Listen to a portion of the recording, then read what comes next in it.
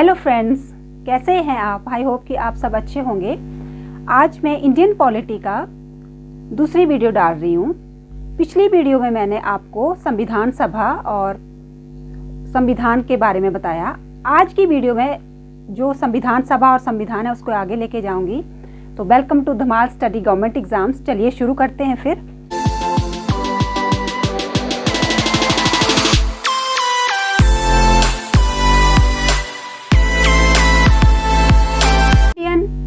Polity, भारतीय राज्य व्यवस्था। आज मैं शुरू कर रही हूँ।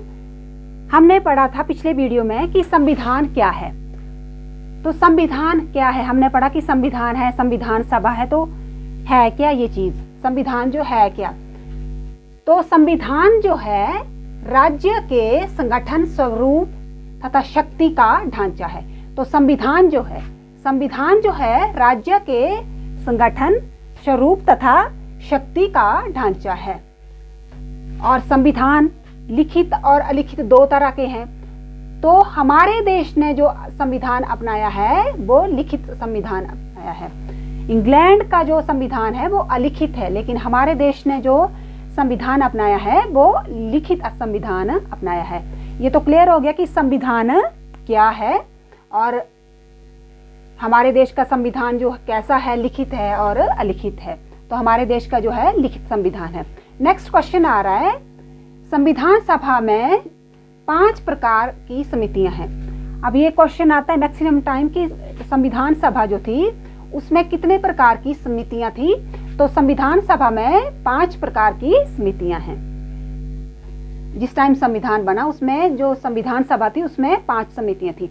नेक्स्ट क्वेश्चन आ रहा है, जो संविधान सभा का जो मुख्य प्रारूप लेखक था, जो संविधान सभा के जो मुख्य प्रारूप, जिसने संविधान सभा का मुख्य प्रारूप का लेखन किया, लिखा जिसने, वो कौन था? तो एस.एन. मुखर्जी जो थे वो संविधान सभा के प्रारूप लेखक थे। नेक्स्ट क्वेश्चन आ रहा है, संविधान सभा का जनक। क्वेश्चन ये मैक्सिमम टाइम पूछा जाता है कि संविधान सभा का जनक किसको मानते हैं। अब संविधान सभा को बनाने में या संविधान को बनाने में बहुत सारे लोगों ने कंट्रीब्यूट किया, लेकिन जिसको संविधान का जनक माना जाता है वो कौन है? डॉक्टर बी राव अम्बेडकर को जो है जनक माना जाता है संविधान सभा का। नेक्स्ट क्वेश्चन आ रहा है, भारतीय संविधान संशोधन प्रक्रिया का वर्णन। अब संविधान तो बन गया, लेकिन अगर संविधान में जरूरत के अनुसार अगर चेंज करना होगा तो ऐसा संविधान के कौन से आर्टिकल में निश्चित किया गया कि उसमें संविधान में संशोधन प्रक्रिया होगी? तो आर्टिकल 368 जो है वो संविधान में संशोधन का प्रक्रिया का वर्णन उसमें है। और सबसे बड़ी बात है कि जब भारतीय संविधान में संशोधन के लिए अनुच्छेद रख दिया गया 368, तो उसके बाद जो प्रथम संशोधन हुआ, जरूरत के मुताबिक जब प्रथम संशोधन हुआ 1956। नेक्स्ट क्वेश्चन आ रहा है, हमारे संविधान में हिंदी भाषा को राष्ट्रीय भाषा घोषित किया गया था। जो हिंदी है उसको हमारे संविधान में राष्ट्रीय भाषा का दर्जा दिया गया है। अब 8वीं अनुसूची जो है, 8वीं अनुसूची आ रही है। नेक्स्ट क्वेश्चन, 22 भाषाओं को शामिल किया गया है। जो 8वीं अनुसूची है उसमें 22 भाषाओं को शामिल किया गया है। अब नेक्स्ट क्वेश्चन आ रहा है, संविधान का भाग 6 जो है उसको क्या बोला जाता है? Magna carta. क्वेश्चन इस तरह से पूछा जाता है कि संविधान का भाग 6 जो है उसको क्या बोला जाता है, या ऐसा मैग्ना कार्टा संविधान के कौन से भाग को बोला जाता है? तो क्वेश्चन को आपने ऐसे पता होगा कि 6 जो भाग है उसको बोला जाता है, तो आप इस तरीके से कर लेंगे। नेक्स्ट क्वेश्चन, अब संविधान बनाया, संविधान सभा ने संविधान बनाया, लेकिन ये बात भी क्लियर होती है कि संविधान 1 दिन में बना, 2 दिन में बना, 4 दिन में बना। तो संविधान को बनाने का जो समय लगा था 2 वर्ष 11 महीने 18 दिन। संविधान को बनाने में समय 2 वर्ष 11 महीने 18 दिन।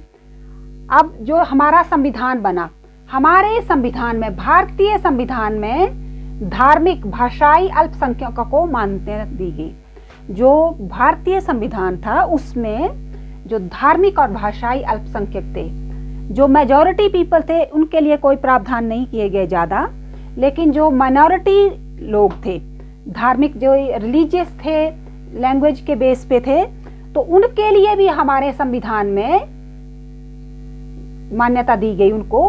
और उनको जो रिप्रेजेंट करने वाला था एंग्लो इंडियन जो समुदाय था। एंग्लो इंडियन जो समुदाय है वो माइनॉरिटी कम्युनिटी है इंडिया में, तो उसको प्रतिनिधित्व दिया गया। और उसका प्रतिनिधित्व जो दिया गया, तो उसको एक आदमी था जिसको प्रतिनिधित्व दिया गया, फ्रैंक एंथोनी। तो फ्रैंक एंथोनी को एंग्लो इंडियन समुदाय का प्रतिनिधित्व दिया गया था भारतीय जो संविधान सभा थी। संविधान सभा जब संविधान को बनाने लगी तो उस संविधान सभा में जो माइनॉरिटी पीपल थे उनको भी प्रतिनिधित्व दिया गया, ताकि वो भी अपनी बात रखें कि ऐसे इस संविधान में ये चीज डालनी है, ये नहीं डालनी है। तो हर जो कम्युनिटी थी उसकी राय ली गई इसको बनाने में। तो चलिए फिर अगले क्वेश्चन नेक्स्ट शुरू करते हैं। नेक्स्ट क्वेश्चन आ रहा है भारतीय संविधान प्रस्तावना। अब भारतीय संविधान प्रस्तावना का क्वेश्चन आ रहा है। तो जो भारतीय संविधान प्रस्तावना है, भारतीय संविधान का प्रस्ताव रखा जिसके माध्यम से, उसको भारतीय संविधान प्रस्तावना बोला जाता है। तो भारतीय संविधान प्रस्तावना में क्या कहा गया? हम भारत के लोग संविधान सभा के माध्यम से इस संविधान को निर्मित तथा स्वीकार कर स्वयं को यह संविधान अर्पित करते हैं। ये संविधान सभा में संविधान प्रस्तावना में शब्द लिखे हुए थे। इनमें सब भारतीयों का मेंशन किया गया है, किसी एक पर्टिकुलर व्यक्ति को नहीं। तो ये शब्द जो थे संविधान की प्रस्तावना में कहे गए थे। अब संविधान प्रस्तावना में भारत को क्या बोला गया है, ये क्वेश्चन मैक्सिमम टाइम पूछा जाता है कि दिया होगा कि भारत प्रस्तावना में भारत को क्या बोला गया है। तो भारत जो है प्रस्तावना में सर्व सत्ताधारी, समाजवादी, धर्मनिरपेक्ष, लोकतांत्रिक गणराज्य है। अब ये जो है भारत प्रस्तावना में सर्व सत्ताधारी है। सर्व सत्ताधारी का क्या मतलब कि भारत के पास अपनी पावर है, किसी दूसरे देश का उसकी कोई पावर नहीं है। जैसे जिस टाइम हम अंग्रेजों के अधीन थे तो अंग्रेजों के अनुसार हमारे देश का शासन चलता था, लेकिन आज जो हमारे देश का शासन चलेगा वो संविधान के अनुसार चलेगा। तो हमारा देश जो है अब सर्व सत्ताधारी है, उसके पास सारी शक्तियां हैं। नेक्स्ट आ रहा है समाजवादी। तो समाजवादी का क्या मतलब है? समाजवादी, हमारे देश का समाजवादी होने का क्या मतलब है? तो हमारे देश का समाजवादी होने का मतलब है कि हमारे देश में जो उत्पादन और वितरण होगा वो गरीब और अमीर के भेदभाव को कम करने के लिए बराबर वितरण किया जाएगा, और इसमें सरकार हस्तक्षेप करेगी। फिर जरूरत के मुताबिक जो है सरकार गरीब और अमीर के मध्य दूरी को कम करने के लिए हस्तक्षेप करेगी। मतलब समाजवाद जो है वो जो पूंजीवाद में की वजह से गरीब और अमीर में फर्क ज्यादा आ जाता है, उसको कम करने के लिए समाजवादी जो पद्धति अपनाई। जो तो संविधान की प्रस्तावना में हमें समाजवादी बोला गया है। आगे आया धर्मनिरपेक्ष। धर्मनिरपेक्ष का मतलब है कि भारत की सरकार का या भारत राज्य का कोई अपना धर्म विशेष नहीं होगा जिसके अनुसार किसी धर्म विशेष को विशेष संरक्षण प्राप्त नहीं करेगी सरकार या देगी। आगे आ गया लोकतांत्रिक। लोकतांत्रिक मतलब हमारे देश में जो सरकार बनती है प्रत्यक्ष रूप में बनती है। हमारे देश की जनता जो है प्रत्यक्ष रूप से अपने जो सेंटर में शासन चलाते हैं उनको चुनती है अपने वोट के द्वारा। तो हमारा देश लोकतांत्रिक, हमारे देश में सरकार प्रत्यक्ष रूप में चुनी जाती है और लोगों की इच्छा के अनुसार चुनी जाती है, लोकतांत्रिक। आगे आ गया गणराज्य। हम और गणराज्य तो पहले जब 26 जनवरी 1950 को हमारा संविधान लागू हुआ उस टाइम हमारा देश गणराज्य बन गया। तो ये संविधान की प्रस्तावना में कहे हुए शब्द थे। अब कई संविधान की प्रस्तावना जो दी तो उसी के अनुसार संविधान में बहुत सारे चीजें डाली गई। तो प्रस्तावना को कई लोगों ने राजनीतिक कुंडली का नाम दिया। एक व्यक्ति थे जिन्होंने प्रस्तावना को राजनीतिक कुंडली का कहा। तो कौन थे वो जिन्होंने प्रस्तावना को राजनीतिक कुंडली कहा? वो थे एम मुंशी। अब प्रस्तावना में भारत को क्या कहा गया? प्रस्तावना में भारत को इंडिया कहा गया, भारत कहा गया, हिंदुस्तान कहा गया। तो ये बात भी उठी। तो प्रस्तावना में जो भारत को कहा गया है, भारत एवं इंडिया। कई बार यहाँ पूछा जाएगा कि प्रस्तावना में भारत को क्या कहा गया है। अब यहाँ भारत एवं हिंदुस्तान लिख दिया जाएगा, लेकिन अगर पता नहीं होगा कि भारत एवं इंडिया लिखा हुआ है साथ में प्रस्तावना में, तो ये मिस्टेक हो सकती है। नेक्स्ट क्वेश्चन आ रहा है, भारतीय संघ में किसी राज्य को शामिल करने का अधिकार। अब ये है, हमारी जो सेंट्रल गवर्नमेंट है वो हमारे संविधान में जो प्रस्ताव भारतीय संविधान में लिखा गया कि भारत जो है राज्यों का संघ है। तो अब अगर भारत राज्यों का संघ है तो उसके अनुसार अगर किसी राज्य को शामिल करना है भारतीय संघ में किसी राज्य को अगर शामिल करना है तो ये जो अधिकार है किसके पास है? तो ये जो अधिकार होता है संसद के पास होता है। इसका जो लेटेस्ट एग्जाम्पल है जम्मू एंड कश्मीर है, क्योंकि धारा 370 वहां हटाई। तो वहां से धारा 370 जो हटाई तो उसको हटाने का जो मेन जो पावर थी वो किसके पास थी? संसद के पास थी। उसके बेस पर जम्मू कश्मीर को जो विशेष राज्य का दर्जा था उसको हटा दिया और वहां से धारा 370 के अकॉर्डिंग था, जम्मू कश्मीर को धारा 370 के अकॉर्डिंग था विशेष राज्य का दर्जा, तो उसको हटा दिया। तो उसको भी भारतीय संघ में शामिल कर दिया गया। और इसको किसने भारतीय संघ में इसको किसने शामिल किया? जम्मू कश्मीर को किसने शामिल किया? जम्मू कश्मीर को किसने शामिल किया?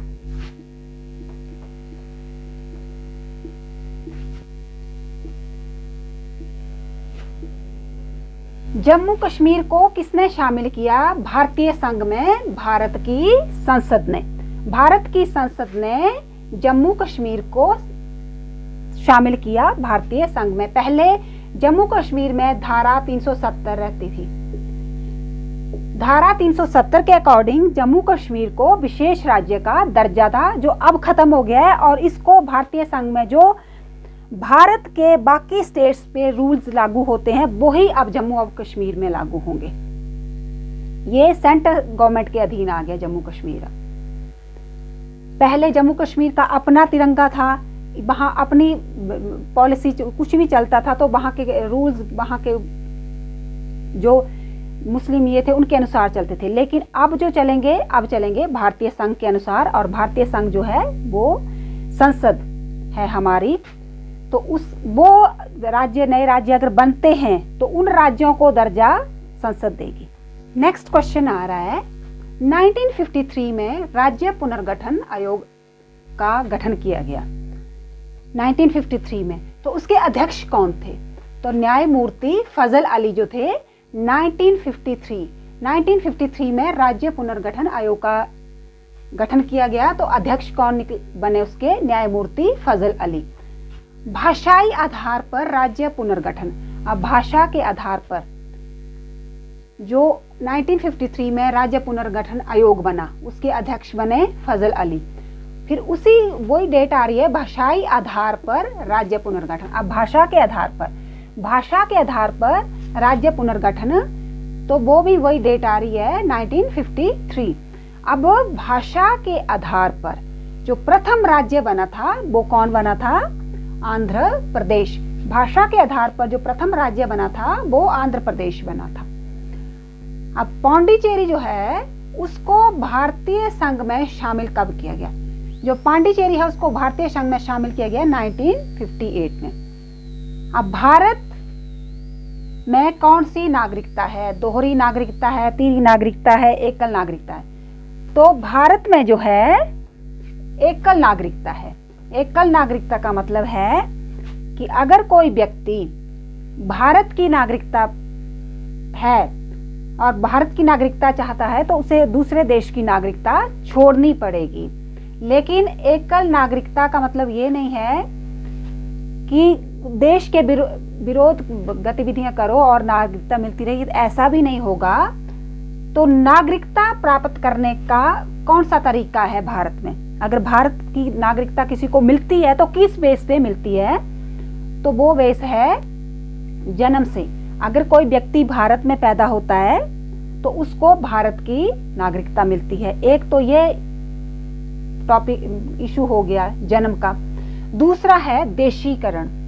अगर कोई व्यक्ति यहाँ का रहने वाला है या अगर कोई व्यक्ति उसका जन्म यहाँ हुआ है वो तो ठीक है, लेकिन अगर कोई जन्म किसी का बाहर हुआ है, विदेश में हुआ है, लेकिन वो देशीकरण यहाँ आके वहां की दूसरे देश की नागरिकता उसके पास नहीं है, लेकिन वो यहाँ भारत में रह रहा है, देशीकरण के कारण वो इस देश में, भारत देश में रह रहा है, तब भी उसको नागरिकता मिलेगी भारत की। फिर उसके बाद है वंशानुक्रम। अगर किसी के पिता जो है भारत के वासी हैं और उनका बेटा जो है चाहे ब्रिटेन में पैदा हुआ है, लेकिन उन्हें उनके पिता की जो नागरिकता होगी उस बच्चे को पिता की ही नागरिकता मिलेगी। अगर पिता इंग्लैंड का है तो भारत की नागरिकता उसको नहीं मिलेगी, तो उसको इंग्लैंड की नागरिकता मिलेगी। तो ये वंशानुक्रम के अनुसार भी भारत में नागरिकता देते हैं। जैसे बेटा को नागरिकता जो है पिता की मिलेगी। जैसे पिता अगर इंडियन है तो उसको पिता का नागरिक के रूप में जैसे इंडियन सिटीजन माना जाएगा बेटे को भी। फिर इसके साथ नागरिकता अंत भी हो जाता है। ऐसा नहीं कि नागरिकता मिल गई तो कोई बात नहीं, इसके नहीं है, नागरिक हमेशा के लिए चलता रहेगा, आज भी है, 20 साल बाद भी है, 30 साल बाद भी है, नहीं, ऐसा नहीं होगा। नागरिकता का अंत भी हो सकता है। और एकल नागरिकता पता है कि भारत, अगर कोई व्यक्ति भारत की सिटीजनशिप चाहता है तो उसको भारत की सिटीजनशिप ही मिलेगी, उसको विदेशों की सिटीजनशिप। अगर कोई इंग्लैंड का सिटीजन बन गया जाके तो उसको भारत की जो सिटीजनशिप है वो छोड़नी पड़ेगी। ये भारत की संविधान में बोला गया है कि एकल नागरिकता को बोला गया है भारतीय संविधान में। अब नागरिकता का अंत हो सकता है किन परिस्थितियों में? जो है एक व्यक्ति की नागरिकता का अंत हो सकता है तो अगर कोई व्यक्ति अपनी मर्जी से नागरिकता परित्याग कर देता है। नागरिकता परित्याग मतलब कोई व्यक्ति अगर विदेश में जाके बस जाता है और वहां की नागरिकता प्राप्त कर लेता है तो उसको भारत की नागरिकता छोड़नी पड़ेगी। तो नागरिकता परित्याग वो अपनी मर्जी से कर सकता है। विदेश की नागरिकता ले ली, यहाँ की छोड़ दी, इंडिया की। नेक्स्ट आ रहा है कि सरकार द्वारा नागरिकता छीनना। अब सरकार भी नागरिकता छीन सकती है। किन परिस्थितियों में नागरिकता छीन सकती है सरकार? अगर कोई व्यक्ति देश विरोधी गतिविधियों में पाया जाता है, टेररिज्म के में डाला होता है कोई, तो अगर कोई भी व्यक्ति सरकार या देश के विरुद्ध गतिविधियों में पाया जाता है तो उससे भी सरकार नागरिकता को छीन सकती है। तो इस कारण भी नागरिकता खत्म हो सकती है। इस वजह से भी सरकार नागरिकता ले सकती है किसी व्यक्ति अगर वो देश के विरुद्ध कोई कार्य में संलिप्त है। अगला है अन्य देश की नागरिकता ग्रहण करना। अगर किसी व्यक्ति ने दूसरे देश की नागरिकता ग्रहण कर ली है तो उसको इंडिया की नागरिकता छोड़नी पड़ेगी। तो इस बेस पे भारत में जो है एकल नागरिकता है, तो इस बेस पे नागरिकता प्राप्त होती है भारत में, और इस बेस पे उस व्यक्ति से नागरिकता खत्म हो सकती है। तो अगर आप मेरा वीडियो देखने के लिए अच्छा आपको लग रहा है कि वीडियो में कुछ नॉलेज मिल रहा है, तो अगला वीडियो देखना चाहते हैं तो प्लीज़ आई बटन पर क्लिक करें और डिस्क्रिप्शन बॉक्स पर भी आप जाके प्लेलिस्ट पर क्लिक कर सकते हैं। फ्रेंड्स, इन वीडियोस को बनाने का मेरा मकसद ये है, मैं सिंपल लैंग्वेज यूज़ कर रही हूँ ताकि आपको जो बेसिक, कईयों को पॉलिटी क्या मेन चीज़ भी क्लियर नहीं होती है, तो इसमें मैं एक सिंपल लैंग्वेज के जरिए, अगर आपको मेरी वीडियोस पसंद आ रही है और मेरी पिछली वीडियोस देखने के लिए, ये मेरी सेकंड वीडियो है पॉलिटी पे। अगर लास्ट वीडियो देखनी है, पिछली वीडियो देखनी है आपने, तो आई बटन पर क्लिक करिए और डिस्क्रिप्शन बॉक्स में प्लेलिस्ट है, वहाँ आप क्लिक कर सकते हैं। Thank you very much to watch my video.